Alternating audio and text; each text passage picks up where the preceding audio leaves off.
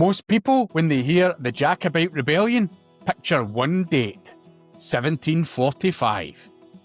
Bonnie Prince Charlie, tartan, romance, Culloden. Maybe a bit of Outlander thrown in for good measure. But here's the thing. The most strategically dangerous Jacobite Rising wasn't 1745 at all. It was a rebellion 30 years earlier that almost no one talks about. In 1715, Jacobites didn't just march from the Highlands and hope for a miracle. They had serious support inside England, real interest from major European powers, and a British political system on the verge of tearing itself apart.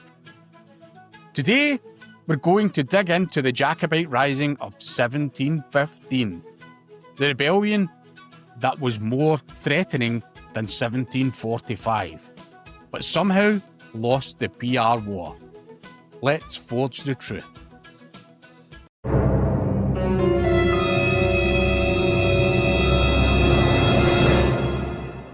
So why does 1745 completely dominate the story? That's the rebellion we know. Bonnie Prince Charlie landing in the Highlands, the dramatic march south into England, the crushing defeat at Culloden in 1746, and then the brutal crackdown and later on the Highland clearances that all get bundled together as the emotional aftermath. It's perfect for romantic storytelling. Brave Highlanders in tartan facing redcoats on an open moor. You can put it on shortbread tins, on pub signs, in novels and TV dramas. And historians, tour guides and pop culture often package it like this. The last great Jacobite rebellion, Scotland's final doomed bid for freedom. It's a neat arc. It makes for a tragic national myth. But that story hides three big problems. First, 1745 wasn't the first serious Jacobite attempt.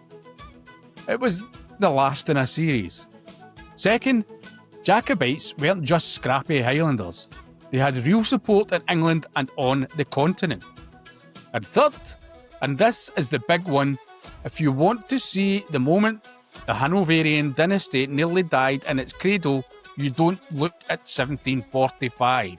You look at 1715. So let's rewind 30 years.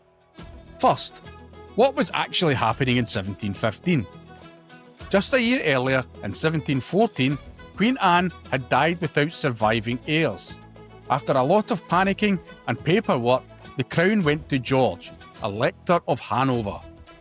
A German prince who barely spoke English and had never set foot in Britain, so overnight you've got a brand new Hanoverian dynasty, a king many people saw as a foreigner, and a whole chunk of the political class who thought the throne should have gone to the Stuarts instead.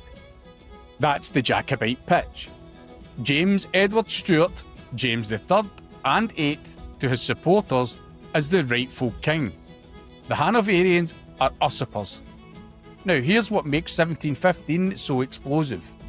Number one, serious English Tory support. Just before George I arrived, Tories had been running the government. After he took the throne, he sacked them and stacked power with the Whigs. Many Tories weren't just annoyed, they were furious. Some were quietly, and some not so quietly, sympathetic to the Jacobite cause.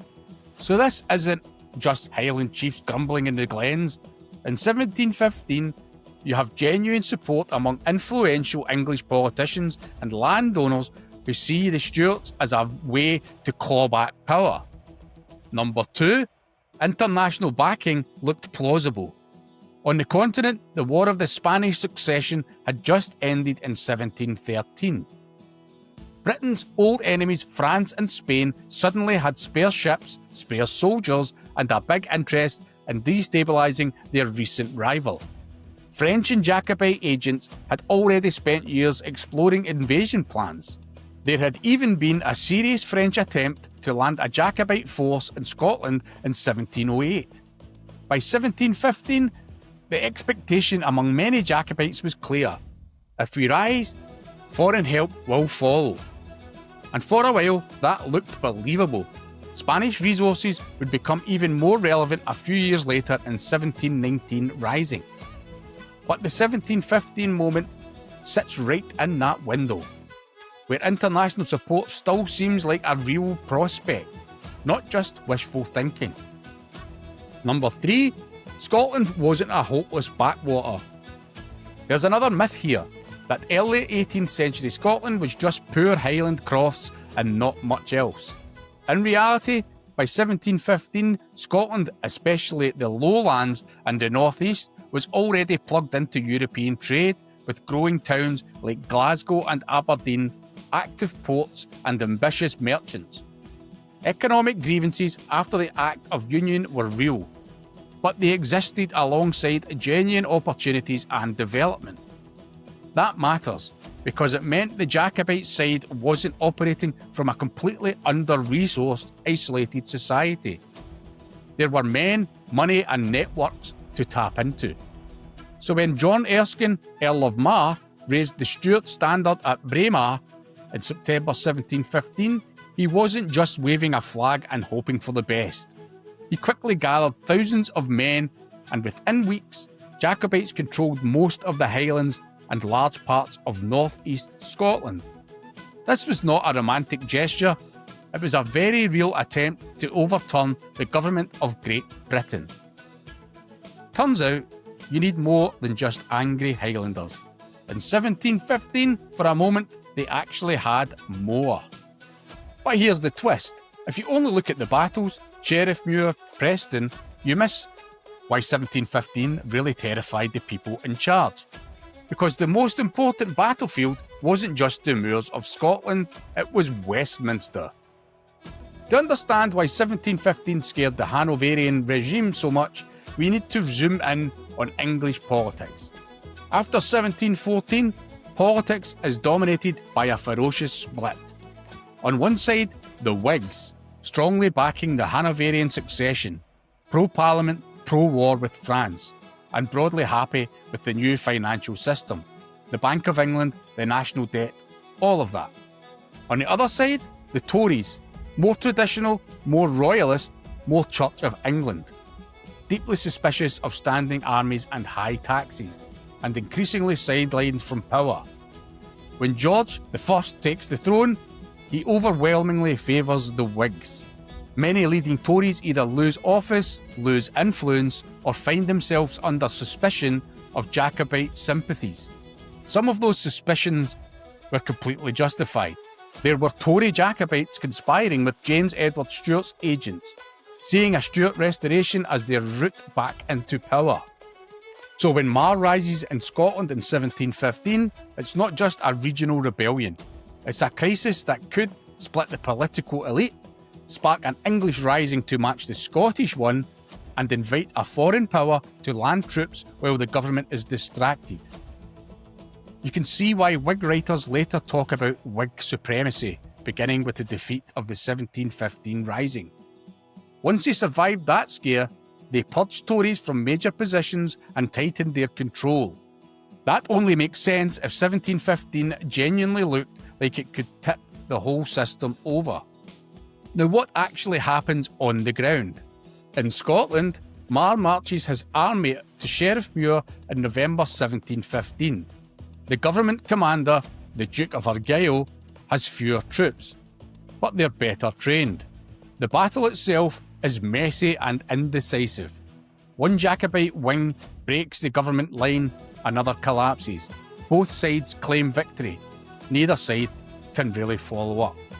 Historians describe it as a missed opportunity that doomed the Rising. At almost the same time in England, Jacobite forces in the north, a mix of English gentry and Scottish Highlanders, are trapped in the town of Preston. After a brutal street-by-street fight, they are forced to surrender. So tactically, 1715 looks like a rebellion that fizzled. An indecisive battle in Scotland, a capitulation in England, and the so-called Old Pretender arriving too late to rescue anything. But politically, the government reacts like they've just had a near-death experience. After the Rising collapse, the Whigs tighten their grip on power. Tories are shut out of many offices for decades. Laws are passed to weaken potential Jacobite power bases and strengthen central authority. In other words, 1715 doesn't just fail, it reshapes British politics. And it does that because, for a few months, there was a very real fear that a foreign-backed Stuart monarch might land, large parts of England and Scotland might defect, and the Hanoverian dynasty might end before it properly began. You can't say that about 1745 in quite the same way. At this point, some of you are probably thinking, OK, but 1745 felt more dangerous. The Jacobites got as far as Derby in England, and Culloden leads straight into all that stuff about Highland culture being crushed. Totally fair. So let's compare. In 1745, Charles Edward Stuart lands in the Highlands with a tiny force. He wins some stunning victories, most famously at Preston Pans, and advances into England. But English support is far weaker than he hoped. There's no massive Tory uprising waiting to join him. Foreign backing from France is limited, there's some money, some troops, and planned invasions that never really comes off. Britain's enemies are busy with the War of the Austrian Succession. They're not going all in on the Stuarts this time. And crucially, in 1745, the Hanoverian system has had 3 decades to bed in. Whigs are entrenched in government, the financial system is stronger, London's ruling class is mostly not interested in gambling everything on a Stuart return. So yes, militarily, the march to Derby is dramatic, but politically, 1745 is a last desperate throw of the dice. 1715 is a rebellion happening when the whole system is still fragile. Then there's an independence question. We often hear the Jacobites were fighting for Scottish independence. That's not quite right. The core Jacobite goal was to restore the Stuart monarchy over all 3 kingdoms, Scotland, England and Ireland. Their claimant called himself not just James VIII of Scotland, but James III of England. Now, lots of Scottish Jacobites were also anti-union. They hated the 1707 Union settlement and wanted to rip it up. But that's not the same thing as fighting for a modern national idea of an independent Scotland. 1715 is especially interesting here, because it happens at a time when the economic benefits of union are still very much up for debate. Some Scots see new trading opportunities, others feel utterly betrayed. Economic anxieties and resentment absolutely feed into support for the Rising. By the time you get to 1745, more lowland elites have something to lose from blowing up the Union: trade, finance, social status. That's one reason the 1745 rebellion doesn't trigger the same level of broad cross-kingdom crisis as 1715. So, 1745 matters hugely for its aftermath: Culloden, repression, the transformation of Highland society. But 1715 is where the political system itself is wobbling on the edge. Let's answer the big question. Was the 1715 Jacobite Rising actually more strategically significant than the famous 1745 rebellion? Looking at the evidence, 1715 takes place at a moment of maximum vulnerability for the new Hanoverian regime, right after a disputed succession and a bitterly divided political class. It has real, if muddled, support among English Tories, not just Scottish clans. It sits in a European context where Britain's enemies, fresh from a massive continental war, are both the motive and potentially the means to intervene. Jacobites in 1715 managed to control much of northern Scotland for months, raising a substantial army and forcing the government to divert serious forces north. And when it fails, the political shockwave is huge. Decades of Whig dominance, Tory exclusion, and a British state that reorganises itself very consciously against the Jacobite threat. By contrast, 1745 begins with a tiny force and relies heavily on momentum and myth. It does create real alarm, no question, but it never has the same depth of English elite support, or the same realistic prospect of a full-scale foreign invasion behind it. So verdict time.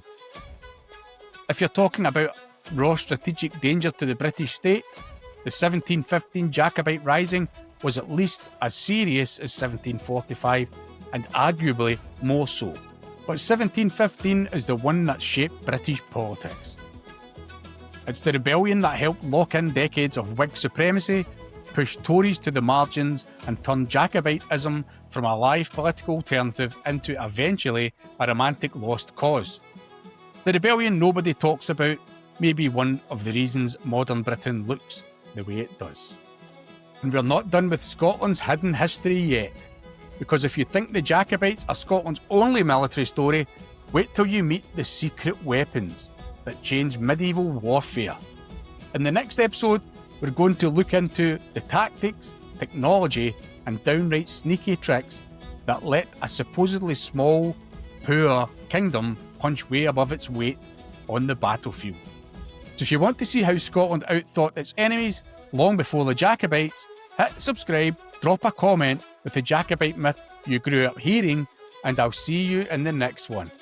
Let's keep forging the truth.